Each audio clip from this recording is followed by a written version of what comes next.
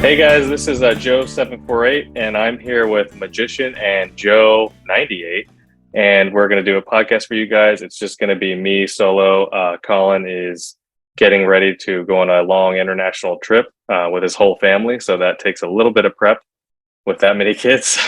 So we're going to give it a go, and hopefully you guys don't miss Colin too much. How are you guys doing? Yeah, pretty good. Yeah, good. Thanks for having me. Nice to be here. Magician, yeah, what's been going on? We heard you came back to the US to pay us a little visit, or pay the casinos a little visit.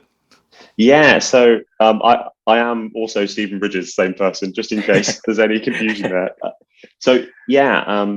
Wanted to do a trip, and I wanted to do a Louisiana trip, mainly because when I'm filming stuff, I want to film in a state where it's legal to film. I just wanted to really cover my back, so I kind of looked up states where you could legally hidden camera, and Louisiana was one of those. And I thought, let's do a trip around the southern states. And then I sort of got in touch with the sort of group chat, rest of the sort of team that I have, and just was mentioning this. And then it sort of expanded as being the possibility of a bit more of a team trip. And then before we knew it, we had Joe and another teammate. And we all went to the US playing in different states on a team bankroll for about 3 weeks. Nice. Joe98, can you give us a little bit of background about you, how you got into card counting, and how you two met? Well, I got into card counting because I was into blackjack originally. Went to the casino with one of my friends back in, must have been 2019, and we played the game, and I really enjoyed it. And I think I was probably looking at blackjack strategy on YouTube and came across one of the blackjack apprenticeship videos, and I thought, I could probably be good at that. And I gave it a go, and really, really enjoyed it. Nice. Do you live in the UK as well, or are you in the United States? No, I live in the UK, Brighton on the south coast. Okay, cool. So then you guys met through the website, and you're like, hey, let's put all our money together and just go at it. I was speaking to Colin just before I started, and he recommended that I speak to Steve and a couple of other people from Europe to network with. And we met up. I don't know, when did we meet up? It must have been about October 2020 or so. And not even that long ago, really. No. It must have been about a year and a half. Then met up with the other team member, and just got on really well, I think. And then eventually I became part of the bigger team, and And this trip that we've just done was my very first team trip as well. So it was definitely a good experience. How far away do you guys live from each other? Oh, actually, really pretty close. Oh, wow. Nice. That's awesome. Everyone that I play on a team with or have played with, I think, is because of BJA. Like, it's always been Colin going, you should get in touch with this person. And then, they'll know people, and it's sort of expanded that way. So I think when I met Joe, I already knew people that knew Joe. So it's just like a really easy decision to just sort of like go and hang out, and sort of the trust is kind of already there because I trust the people that know Joe. Yeah. So when you guys met in person, was it did you like test each other out just to make sure you two were legit, or how did you two navigate that whole thing? No, but I remember Steve showed me some magic. So when he brought the pack of cards out, I thought, is he going to test me out now? But no, he just ended up doing some magic, which was quite enjoyable. Yeah, I did a card counting themed magic trick, which is just something I love to show card counters because it kind of just messes with their heads a bit because they're not quite sure initially if I've just got superhuman memory or if it's a magic trick. Joe98, did you have a bankroll before this, or like were you saving up a bunch to just go play on your own? Like, what was your plan before you two met? Well, I started with £5,000 and had really good variance right from the off. I never needed to go into that 5,000 more than about £600. And I think I built that up to, before this trip, I built that up to about 55,000 or 60,000 or so. And that was only after, I think that was 465 hours of play. And that was just in London, or like in the UK? Or in the whole UK. But in the process, I ended up getting banned from most casinos in the UK as well. So. Yeah, as is the way with playing in the UK. Absolutely. Right, yeah. And is it a lot more like harsh as far as like it's way harder to get back in there after you're banned, or? Yeah, well, you have to play rated in the UK. You can't get past reception without showing your ID. Right. So, and obviously most of the casinos are a part of one of the big chains. So once you lose one of those, you lose them all. Oh, that's really annoying. Did you have plans to come to the US to play before you met Steven, or? Not before I met him. No, I did. I've now played in the US twice. The first one was November last year, and that was a solo trip. Um, and I've sort of learned since then that, as far as America goes, at least, I much prefer playing in a team. It's just much more enjoyable. Yeah, how did that solo trip go for you? It The went pretty first time. good. Yeah, I can't really complain about the money. It's just after expenses, it wasn't really worth it wasn't as much worth my time as I'd hoped it would be. Right. What was like the biggest expense for you? Probably just the hotels. Yeah, that Um, adds up. I mean, I included my food in the expenses as well, which I know some people don't do. So I just really included everything that I was spending there. What was like your experience like compared to the UK? Yeah, very very different. Because obviously I'd never been backed off before because you don't get backed off in the UK. So that was an interesting experience. I was quite looking forward to getting backed off actually, and I was really excited when the first one happened. It gets old pretty quickly though. Just Yeah, to clarify, it's more frustrating than anything else. But yeah, that's the main difference, I think. And then getting flyed as well, and then lasting 15 minutes in every casino in the area before you're asked to leave. It's a bit draining. You know, in the UK, we're used to just camping out all day. You can just sit at one table for 8 hours and just keep on playing. Oh, nice. As realistic over in the US. yeah, I was just going to clarify regarding the back offs that it's it's more that they'll just revoke our membership. So there's never like an actual. It's like the most passive aggressive thing ever because you just rock up one day and then you can't go back in. So it's very rare that you actually get the tap. Has happened to me, but most of the time they'll just take away your membership status and then you just can't get in that casino or any of the casinos that that brand owns in the whole of the UK. So there's a couple companies that own, I think it's like a third each or something. It feels like that anyway. So yeah, you can get a bit of table time until you can't, and then that's it. And unfortunately, myself and Joe were just twiddling our thumbs when over in the UK, really. So, like, what's the heat situation like in the UK? I mean, like, is the pit boss behavior very different, or like, do they just kind of not give you anything, and then one day you show up and you can't get in? Like, do they hint at it ever? Or? It sort of depends on the place. Some of the more exclusive clubs will be a bit more sweaty in how they act. And I've had it before where they're literally inputting your bet every single time you bet something. They're writing it into like a machine. Or one time, I think it was the Ritz when they were literally writing it down on the clipboard. So I just made the point of changing my bet slightly every single time just to be a real pain. So there's little things like that where I'm not sure if I'd even call that heat, but it's just a bit of a pain. And then other times they don't seem to be aware at all. And then you've got no idea anything is coming until you walk in the next session and then that's it. You're out. Like, yeah, if you have like a big win or something, are they freaking out over there like they do over here? Like, are they scurrying around the pit or? I think there's a general sense of a bit more relaxation given that they already have your name. I feel like Yeah, they're not so concerned. It's like, yeah, it's a bit of a weird one. It definitely feels like a different atmosphere. I couldn't necessarily pinpoint exactly what is different, but you know, when you walk into some US casinos and you just feel like they're out for you, or you just feel like you're not welcome there, you immediately feel like something's off. That's less of a thing in the UK, except maybe the more high-end members clubs that I've been in where I just feel out of place from the second walking in the door, but that's less of a heat thing. So yeah, it's a much more passive aggressive in the UK, I'd say. They just ban you one day, you walk in, you can't get in, that's it. yeah, I've noticed that too. For some reason, when you're playing rated, it's just everyone kind of relaxes a little bit. I mean, there's definitely cons to that, but sometimes every once in a while, I'm relieved that I end up having to CTR and just play rated just to get the air of suspicion away. I mean, sometimes it totally backfires and you get backed off immediately, but it is nice to just be able to just play there rated. You're not hiding anything, and it's just For sure. I love those moments in the US where you're like, well, there's nothing I can do. Or the moments when you know you're about to get a back off. So you just get to, I will just be complete like a machine, don't have to put on any action. You're just putting table min no matter what until the count goes up and stuff like that. It just feels nice when you can do that. so. So back to Joe98's trip. When you came here, did you have to declare your money coming into the country and then explain what you're doing here? Yeah, it was actually far more straightforward and far more friendly than I thought it would be.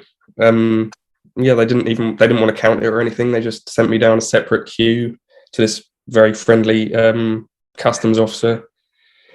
Asked me a few basic questions, and yeah, sent me on the way. I was very pleasantly surprised with that. What did you Am I say? misremembering this, Joe? Because I thought you said that you got a load of crap when you got to the US. Or was that this trip, or am I thinking No, that of was this the other trip. team? Yeah, they were very unfriendly on this trip. Yeah. What happened this time? Well, I was, nothing out of the ordinary. It was the same sort of questions asked, but he was just really, really rude, just for no reason. He's one of those people that he's just rude immediately as soon as you meet them, just for no reason, and they're obviously like that with everybody. Yeah. And what do you say when they ask you what you're doing here? With this money? Well, I say I'm on a gambling trip. I don't want to say I'm a professional blackjack player because that may raise some questions about certain other things. But Like how many casinos did you get backed off from the first time around in the US? oh god, I have no idea. I have it written down somewhere. I don't remember that. I do remember I only got 29 hours in over a month of play though. Okay, so it was a pretty short trip. Just a month, and then yeah. I think if you're coming internationally, it would be hard to all the expenses, the international flight ticket, all that stuff to make it more worth it. If you're just only going to be here for a month, I mean, it is better to like be able to stay as long as possible, but not everyone could do that, so I understand that. But No, I wouldn't really want to stay longer than a month. I get quite homesick after about 3 weeks. yeah, especially being in and out of casinos for that amount of time. So the second trip, you guys decided to team up with some other BJA members to do a bigger team. And so how was that whole process like? What was the plan? Like, what was the master plan? It sort of just naturally evolved out of the fact that I wanted to do a trip, and I was sort of interested if people wanted to invest in that as well, and then opening the door for other people to play too. I think, was it Joe originally, or was it the other? I'm not sure who it was first, but it was quite nice that other people were immediately like, yeah, let's go play.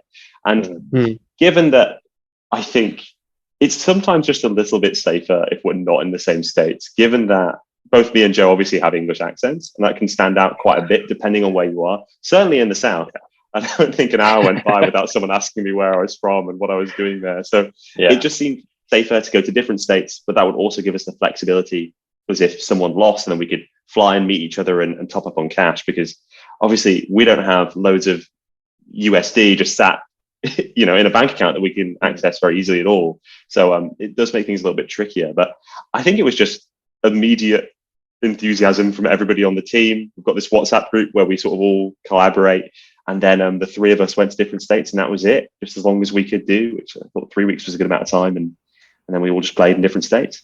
Cool. So it was a 3 week trip. Three of you joining bankrolls to play. How did you guys like decide the sharing of the profits and then the hours and all that? Yeah, well, we have Ultimate, who's sort of the team manager. Whenever we do a trip, it falls on him to be the team manager, which is great because he does a smashing job. And he was back on the Vegas trip that I did a couple of years back, and I've always found it great working with him. So he immediately came on board, not to play, but just to help manage and sort of, the first thing was just how much money do we have? Because as time goes on, your network kind of gets a bit bigger and people want to invest in trips. So we raised around $170,000, something like that. Am I saying the right number, Joe? Yeah, I think that was about it. Yeah. So then from that informs what kind of bet spread we can do. And we also had other bits of info about how tolerant we thought certain casinos would be. We were a bit concerned whether or not the southern casinos would like if you were betting over, say, 2 spots of 400, if it would get a little bit too sweaty. So there was a lot of chat about that. And Ultimate came up with 2 different bet spreads so that we had a little bit of flexibility. One was a bit more conservative, a bit of a tighter spread, so hopefully wouldn't ring as many alarm bells, maybe get some more time. And then we had another spread that was just much more aggressive, go after the EV, which is the more fun one to play. So we had a bit of flexibility. And I definitely sort of dipped my toe in the water at the first couple of casinos, especially I was a bit worried about how well known I might be and whether or not that could be a problem. So I just really wanted to keep my head down, cap on, stare at the table and play. But quickly, I found for me anyway, that once I was betting 2 times 400, that was already a bit of a flag for casino. So then it kind of seemed pointless to rail it back too much. And then, so a lot of the time, I think the top bet on, say, double deck was around 2 times 800, although we did have a bit of flexibility. We weren't all doing the exact same spread. But in general, I think 2 times 8 was the sort of top bet, which was fun. Yeah. So how did you guys decide, who was going to do the small spread, who was going to do the big spread, when, and what places? Yeah, I think we had a lot of autonomy in making that decision. It was really 2 different spreads and then variations of those spreads for 6 deck versus double deck. And then we were encouraged to go after the EV, but also play sensibly. So it was just left to each of us to decide what we would really do. I mean, Joe, did you immediately go for I can't remember if you just went in with the high EV spread or if you went a little bit more conservative first. No, I went immediately for the high EV spread. Yeah. I think there are a few times when I went conservative for various reasons that I can't specifically remember. But yeah, mostly I just went for the aggressive one. Yeah. I think with such a limited time, if you're only there for 3 weeks, it's like, why not just do the bigger spread from the start? Yeah, flights are expensive, hotels are expensive. It's a bit more expensive for us to do a trip to the US because we have to stick a £1,000 flight on top. And then as well as the other expenses, obviously, that the average trip will do. So it kind of becomes difficult because in a way I was quite keen to try to be a bit subtler on this trip, but kind of immediately on, it's like, if we don't go after the EV, it's not going to be viable. So it's that horrible balance between trying to make it, be conservative, maybe try not to get backed off immediately, but then also you've got to actually go after the EV, otherwise it's not going to be a profitable trip. So who do you think was the most aggressive on the team? I think the other teammate, our sort of third teammate that was playing, is the most aggressive when it comes to playing. Like, I feel like he could play for 2 days solid without sleeping and he would still be like absolutely crushing it. So in terms of pure like force of will, by the end of the trip, he'd stacked up way more hours than I think both me and Joe combined, because he's just such a machine. And he did get a bit luckier in terms of, tolerant places, obviously, like it does vary. But he also has the willpower to play like an absolute machine. But it sounds like Joe was the most, let's just put the big bets out and go for it out of the 3 of us. Who do you think got the most heat? Well, I'd like to say it was me, I think.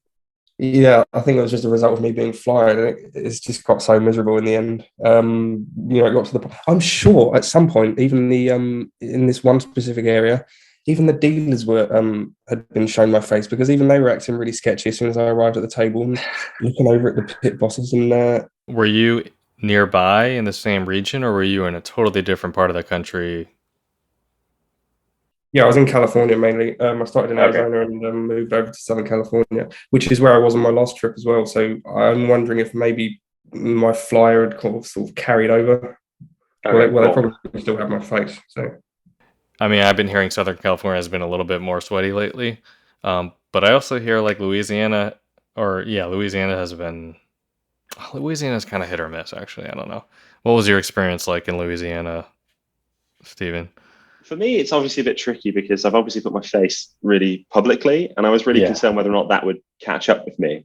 And the first couple of places, I was like, oh yeah, this is all chill. This is like exactly like the old times. I'm just kind of overestimating my own importance, maybe. I was like, this is great. But then I ended up playing in a place in Lake Charles, in the La Berge there, which I really enjoyed, that casino.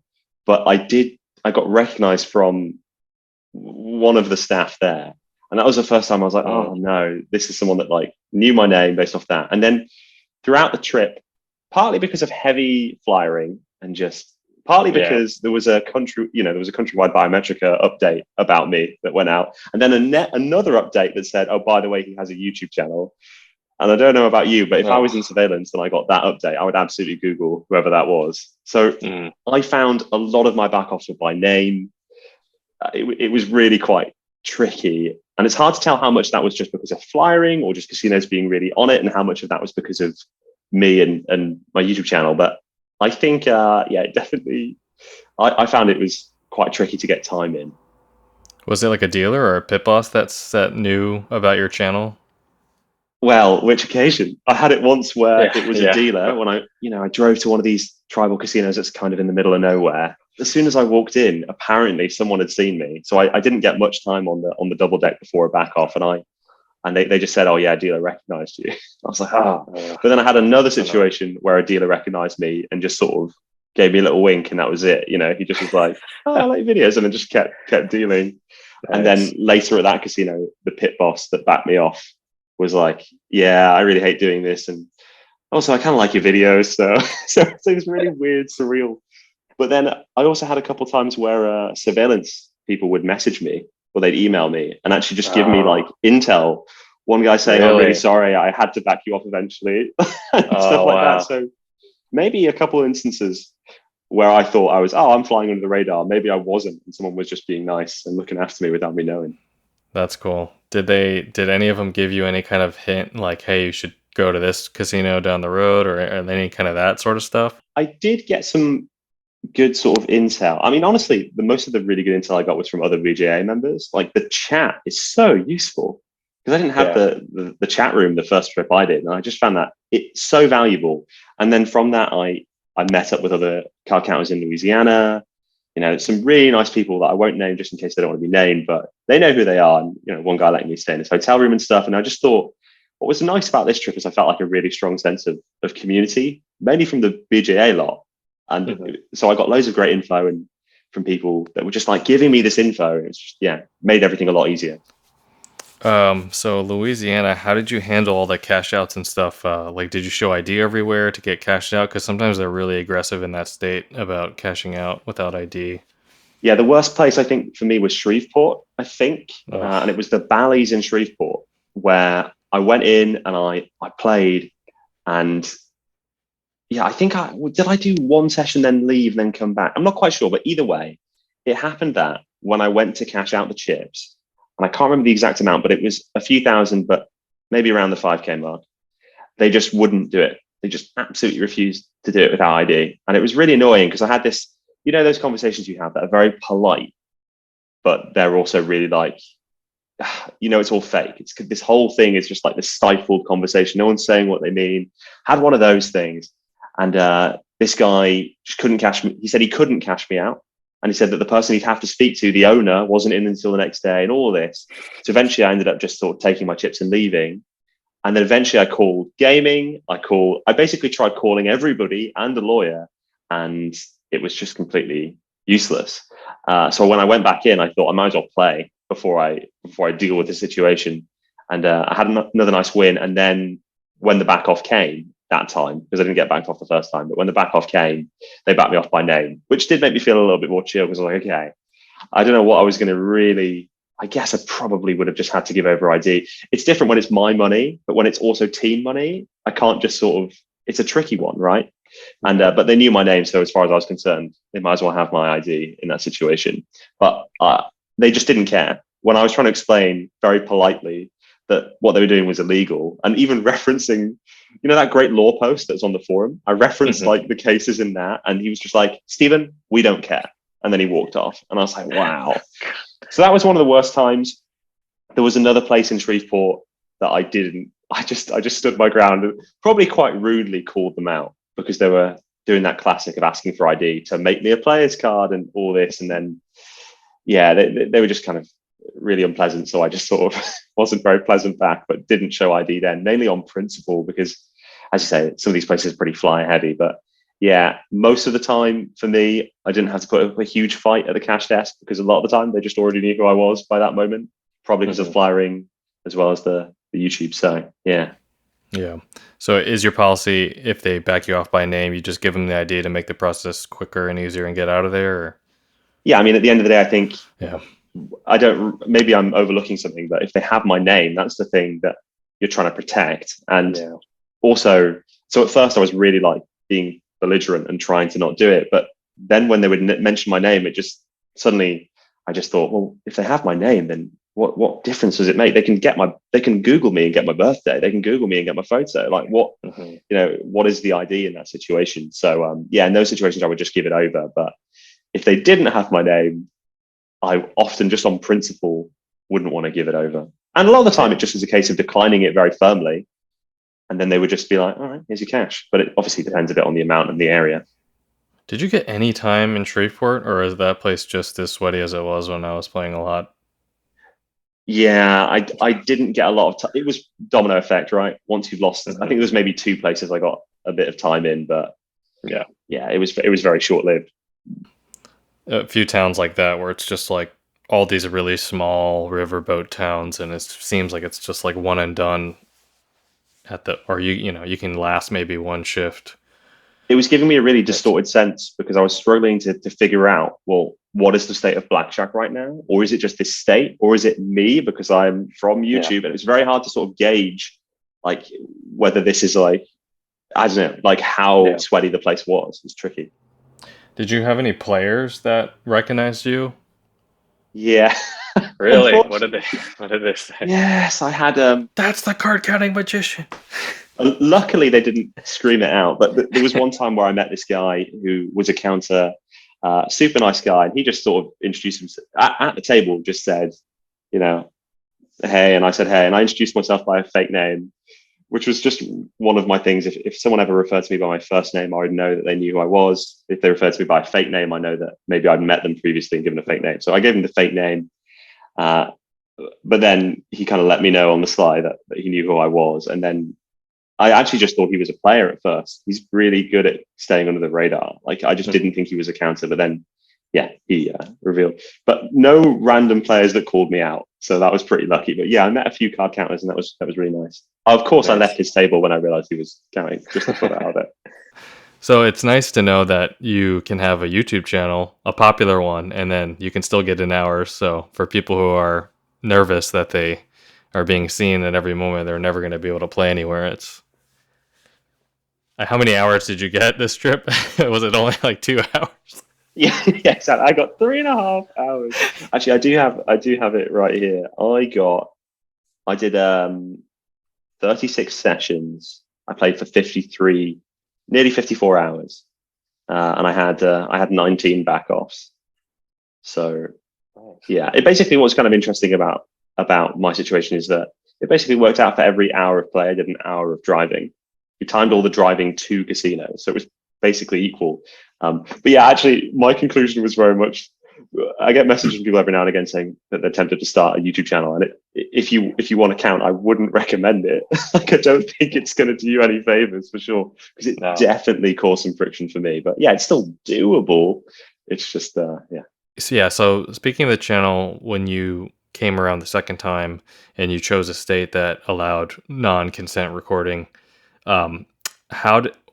were you still?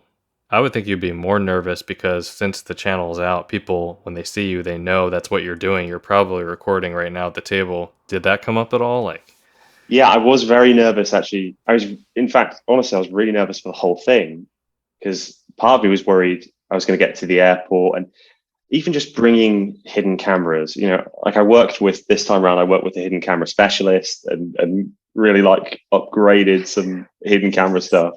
He nearly wouldn't work with me because he works with the police and stuff. And he was like, I'm not going to work with someone that's going to took a lot of persuading before he would work with me. So I kind of upgraded the cameras, but then with that means you're bringing some stuff on an airplane that seems really suspicious. So I was worried about that.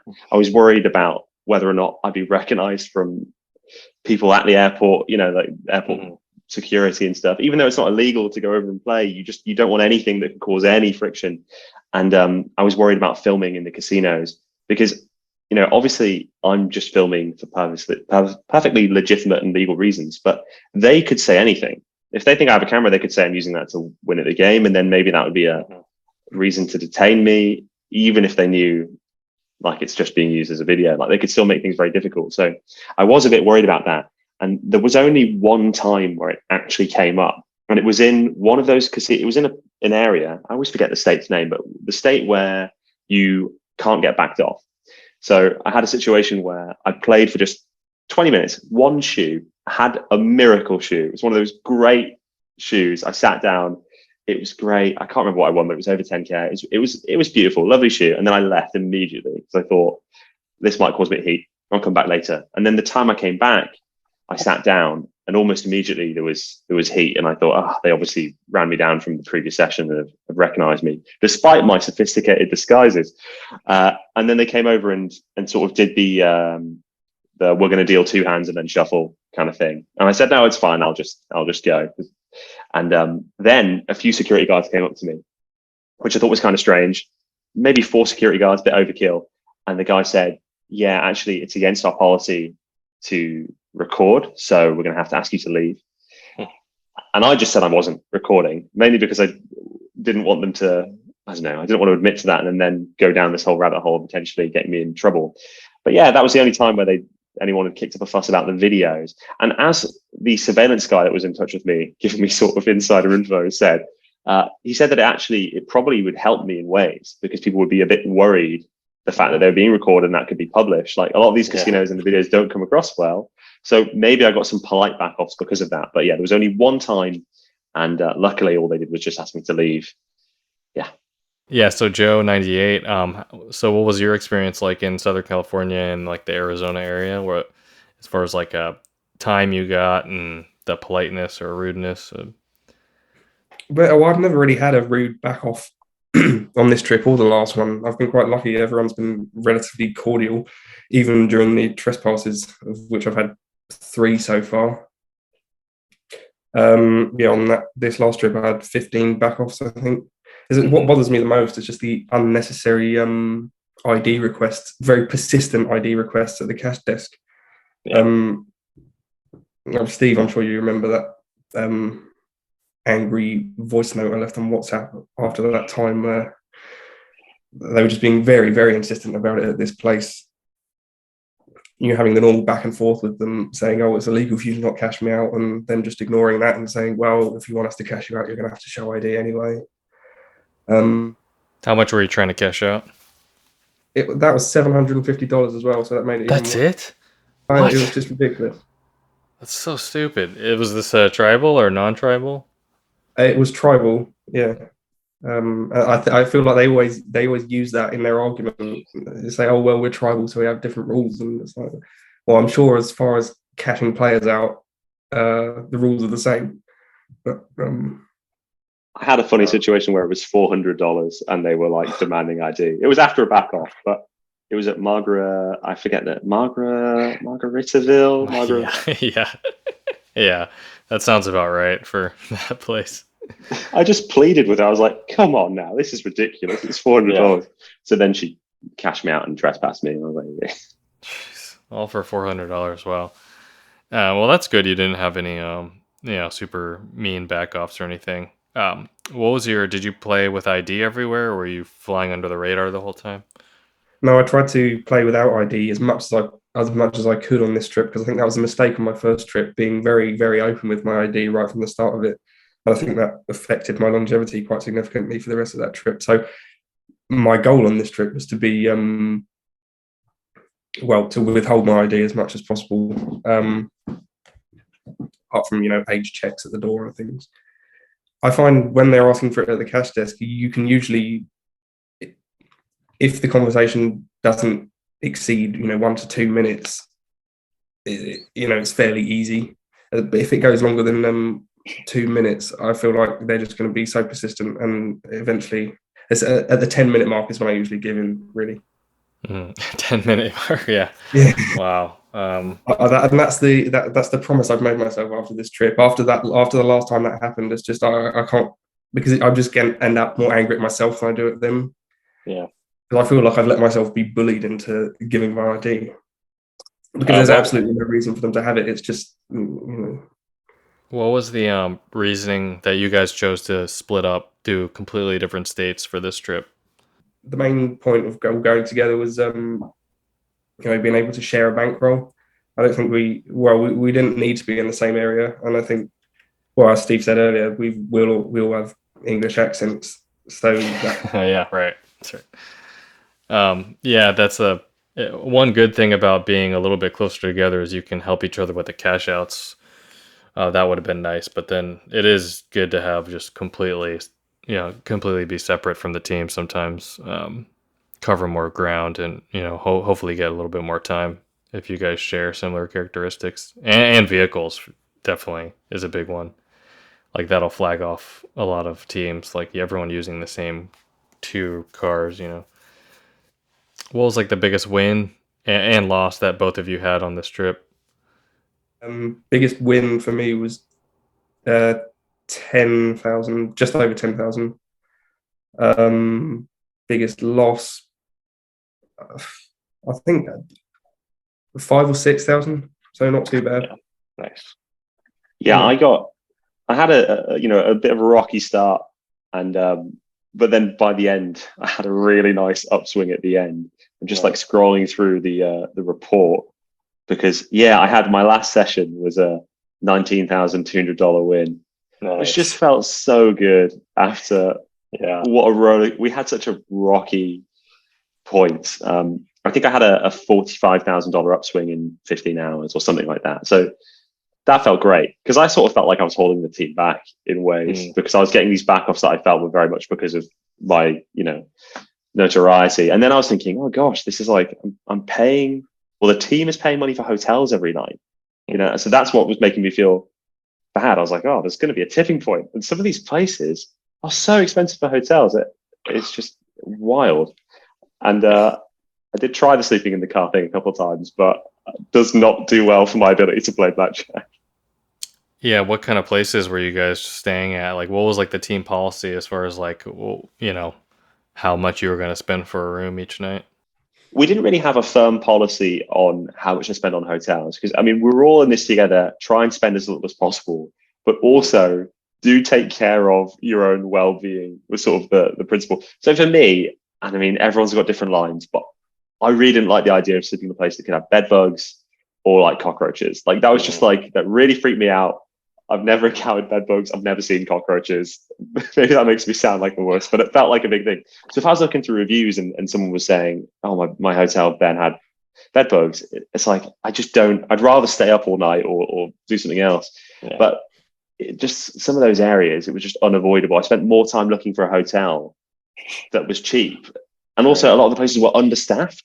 So if you're trying to check in at something like 4 a.m., well, even after midnight, right, you can't buy one online because it's the next day. So you have to drive, and you drive to all these places, and they just kept being like, we don't have any rooms free because they didn't have enough cleaning staff. And then after a while of that, it's just like, what, you get a room and you're like, great, even if it's expensive. So that was quite difficult. We have one teammate that didn't play on this trip, but he's played before, and he just managed to sleep in the car for the entire trip that he did. And I just admire him so much for that, because I just don't have that in me. I just can't do it. Like what was like your, just guessing, like where's like, oh no, this is too much, I'm never going to pay this much for a room, like amount, like what was your higher end amount? Like I paid $175 for a room a couple of times, and I just thought that was so ridiculously expensive. Because the other weird thing is that in the UK, we have, I know you guys have Travelodge as a brand, but we have Travelodge and Premier Inn that are like sort of loads of hotels, and they're all exactly the same. So even if you get a Travelodge and maybe it's a bit grim, it's still clean. It's still fine. So whereas I found it was way more of a roulette game in the US. Like even well-branded hotels, I'd look through the reviews and there'd be these absolute nightmare stories. So I found it a lot trickier in general. But sometimes, I just really resented the idea of paying $200 for a hotel room. So those were the times when I just refused. I just thought I was like, no matter how much EV I'm generating, that's just ludicrous, right? But I think maybe it was just where I was at times. Lake Charles was super expensive. A lot of these places were 150-ish. I'm not really sure what an expensive hotel room counts as in the US, but to me, it felt like loads. Yeah, especially when you're having to pay for it every day. That's how many were any of the teammates like? Did they get room comps ever, or was everyone just unrated the whole time? I got one. That's the only one I've ever had. Yeah, that was after a nice session where I got 7 hours in, and then another 3 hours the next day. That's the longest I've ever played in the US before, and that was because I was CCR'd at the table. And then I thought, well, I might as well get a player's card now, and they got me a free room, which was nice. Yeah, I played in. Oh, sorry, you go. For the CTR, if you don't have a U.S. passport, like you don't have a social security number, so like how does that work? Do you just have to give your name and you just show them your passport and that's it, or? Yeah, that's they don't usually ask for it when they hear my accent, but if they do, I just say I don't have one, and that's as far as it goes, really. Okay. A lot of the time, they don't know how to deal with it. I find they're a bit confused, and sometimes it would be really lengthy cash outs. But in the end, I think the average procedure that happens to me is they'll scan my passport, they'll maybe get me to sign a bit of paper. Sometimes they'll give me the CTR form. And in the last place, when I was trying to cash out this, it was like 20 something thousand I was trying to cash out. And they were like, you have to sign this. And I was like, it says US citizen signature. You want me to sign this? In the end, I just signed it. I was like, there you go. That's like, doesn't mean anything. But now they're going to arrest you for fraud for doing the right thing. No. Oh, man. Yeah, my only comp that I had was in Tunica. And that was only because I played rated, because it was one of those casinos where they won't let you play unless you're playing rated. It was like a double deck. And also I was just like, my name is so everywhere. I want to actually get some table time in. Maybe I'll get some time if I give over a player's card. So I did that. And then as soon as I had played for a little bit, I immediately asked if I could get like a hotel room, and then like had that. So that was a lovely experience. But in general, I think there wasn't many comps because we were just trying to not hand over the ID. When you were playing, what was your reasoning for not wanting to get a player's card, or what was your story? Well, it's usually just that I'm on vacation and I'm not going to be in the area longer than the day, or saying that there's not really point in me getting one. Sometimes I say, I don't know, I'm visiting a friend, and then sort of have to make up a story on the spot about what they do for a living and where they live. Yeah, if you were in the middle of nowhere, like how did the vacation excuse go over? Yeah, well, that's the thing. That's when I changed the I'm visiting a friend rather than vacation, because why would I be here? Mm-hmm. That's an offensive thing to say, isn't it? That's how I felt in Louisiana. Some people are like, why are you in Louisiana? Yeah, some people are really surprised at why you're in this area, because it's just in the middle of nowhere. So how did the team fare overall at the end of the trip? Were you guys up or down? Was it a success, or? Yes, it was a big success. Nice. I'm pleased to say. I was only on the trip for 2 weeks. I was 25 up at my highest point. I left 15 up, and then the last few days of the trip where I wasn't there, it was the variance got extremely good, which was very nice. So was it the team overall? Did you guys end up making more than you did on your solo trips before? Absolutely, yeah. Nice. Yeah, I think overall we won. Was it profit was just under 70K, or was that winnings? But it was around sort of 70K kind of mark. I think, after expenses, I think it was around 68. Was it no? I think our expenses worked out as something like 10 to 13-ish. I think expenses were about 13. Yeah, nice. Which feels like a lot, but did anyone have like a really bad back off this trip, or like an incident? I've never experienced a bad back off, but as far as they go, I think the worst one I had was it wasn't Bally's, it was the other place in Shreveport. I hated them so much by the end of that, because they were just so just that whole demand, like, that sort of air of arrogance where they're just saying, oh no, we're gonna get your ID. Just this incredible like cockiness that they'd have sometimes. Or actually there was another place that I played at in Louisiana just towards the end of my trip when I looped back round, and this guy just basically said he wasn't going to cash out without ID, and then he was asking me how much that I had, but like all these kind of weird questions, and just this sort of really like a power trip situation, and they're always so difficult to sort of deal with. And he ended up saying, I'm going to let you cash out, and I just I was like, okay, just stay calm and don't rise to it, because at the end of the day, if he doesn't cash me out, I'm going to have difficulties. But it's just less aggressive and more just like really, I don't even know if I'd call it rude. There's just a level of hostility that's just simmering below the surface that I could feel a couple times. And yeah. Joe, did you experience any like hardcore tip hustling here? No, I've never experienced it before. I feel like with some dealers, just the way they talk to you, it's obvious they're being overly polite to try and get tips. The thing I find most awkward though is at the end of the session when you've got you know, $12.50 from getting a blackjack on a 25 or whatever, and you've coloured up a stack of hundreds, and then you're also taking that extra 12.50 as well, and then taking that away when they're eyeing it up. Yeah. Yeah, it's really awkward when they're like when you have all those like 50-cent pieces lying in front of you, like a pile of them, and they just passive aggressively like, let me color those up for you. Like and just yeah. So as far as like the team play versus the solo play, do you think that moving forward you'd want to continue with the team play in general, or do you Yeah, I ever see definitely yourself? would. Okay. Yeah, I much prefer the team play to the solo play. Yeah, it's just much more enjoyable. Yeah. Mhm. Yeah, even when we're in totally different places, there's just that camaraderie of us Yeah, all being in this experience at the same time. Like we could have played different weeks, and it wouldn't have Mhm. made a huge difference except maybe some money logistics. But just something really nice about knowing that I could call up Joe or the other teammate or the team manager or any of the other people that are sort of in our larger team on our chat, or just vent, like even just getting the voice note from Joe when he's really angry because he's had this horrible situation. He's, Yeah. like there's something weirdly comforting about that, and being able to also send those kind of messages back that just makes, Mhm. because card counting can be such a lonely pursuit. So I really love team stuff, and I'll jump at the chance to do any team stuff because it's just so much more fun.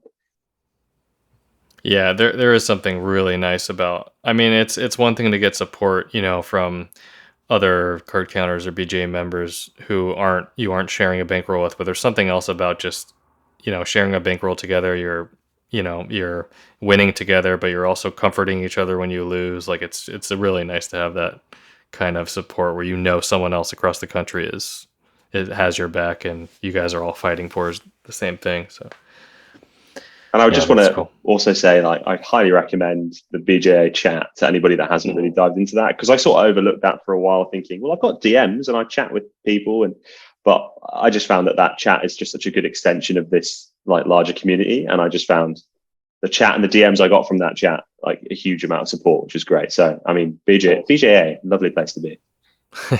Were you guys did you guys have any chance to do anything else besides go to the casino? Did you take any time or was it just pedal to the metal, everyday grinding? more or less. Yeah, I Yeah, didn't really get to take any time out. It was just playing at casinos or traveling to casinos, really. Yeah, And it was far too yeah, hot for me to be going out walking anywhere. true. yeah. I mean, same situation. I think there's a level of, I feel responsibility that I have to be playing as much as physically possible, especially when we've got the other teammate who's an absolute machine and doesn't even need to eat or drink or sleep to keep playing. So really just try to do the hours and yeah, just grind on Yeah. really. I'm starting to think that your teammate is an advanced AI cyborg at this point. I Is honestly that wouldn't be massively like if someone is an AI, maybe it's him because he plays so well. what fuels that teammate? Like are they just like pounding Red Bull after Red Bull? Like how are they able to stay up so long and play that long? What do you think it is about that that personality or that person? I think that he in particular is very driven and just has the ability to focus on whatever it is. I just get the impression that whatever he puts his mind to, he can really focus on, and it happens to be card counting that he's chosen. And because of that, he has a really great deal of focus. And he's always one of the people on our sort of larger team that's like, let's do a training session or let's do this, or calling me up to test me on deviations and stuff. So yeah, he's a real asset to have as a teammate and as a friend. Yeah. So as far as the team, like let's say the other teammate, the AI robot, if they played like let's say on this month trip, if they played like 200 hours, but you guys played 80 or 50 hours, something like that. How do you split up the profits? Do you do it by hour or is it just all thrown in together and into split three ways basically?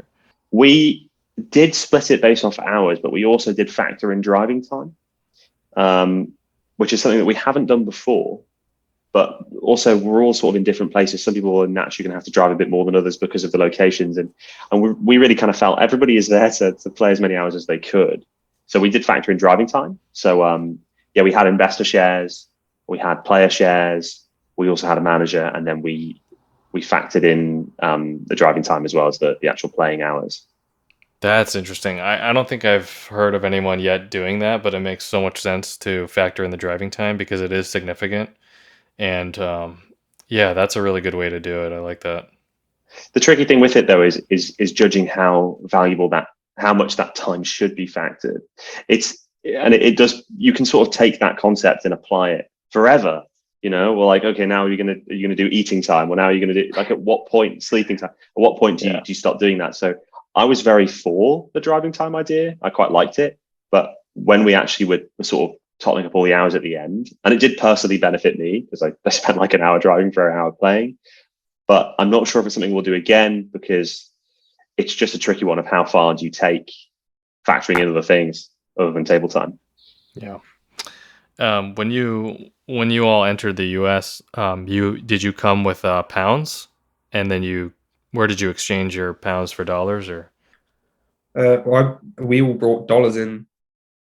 I exchanged some dollars for my first trip, so I still used all of those dollars that I had from that trip. I just brought them back on this trip, and I still have them now. I just think it's good to keep a float of them, save exchange rates. Yeah. If you go to Hyde Park in London, you find this sort of big oak tree, and next to that is a little pebble. If you dig up, we just have this crate of dollars that we have ready. No, in all seriousness, we do have like a supply of dollars that is like in a safe deposit box, etc., just so that we have it on hand. And luckily, we're well enough network now with other US people that we can sort of get that. So yeah, we went over with some dollars, but also, I mean, at one point I had to top up, but luckily teammate hooked us up and things like that. So yeah, you just about made it work. So there was never a point where either of the teammates, they were getting really low on cash and then someone else had to fly over. Did that happen at all? No, but I did have a guy that I had never met before, but just one of the investors went, "This guy's going to meet you in this car park." And it was like the sketchiest thing you can imagine. He pulled up to me and then just got out of his car with a duffel bag, opened my car door, sat in, and just took out 20 grand. And I just counted it really awkwardly. And then we basically shook hands and then he left. Right. So I had that, which was a funny experience. He had a full face mask on. You never saw him. Imagine. Well, he didn't, he knew my name because he'd been told, but he had, we did not know each other at all. But that just kind of goes to show how unbelievably important networking is in one way or another. Because I needed to top up, and without that, it just would have been more complicated. Yeah. So Joe, when you came to the US to play this time around, was there like a go-to place you would go to eat at weird hours, or like where did you discover in the US was like your reliable place to go eat? I've discovered Chipotle. That's one of the things I love most about America. That's just fantastic. I couldn't get enough of that. I lived off that. Most meals on this trip and the last trip. It's just fantastic. Yeah, I think a lot of card counters do. So did everyone pretty much play normal kind of hours, like a normal, typical card counter hours, like ending around 3 or 4 in the morning and starting up, or did someone just do graveyard or experiment with that? Well, I wanted to do night shifts on this trip because I'd heard that they were a little bit more tolerant, and so I tended to check in at the hotel at roughly like midday, go to sleep at around 2 to 3, and then wake up around 10 or 11, then start playing until the early hours of the morning, and then go back to that hotel, then leave at checkout, and then repeat.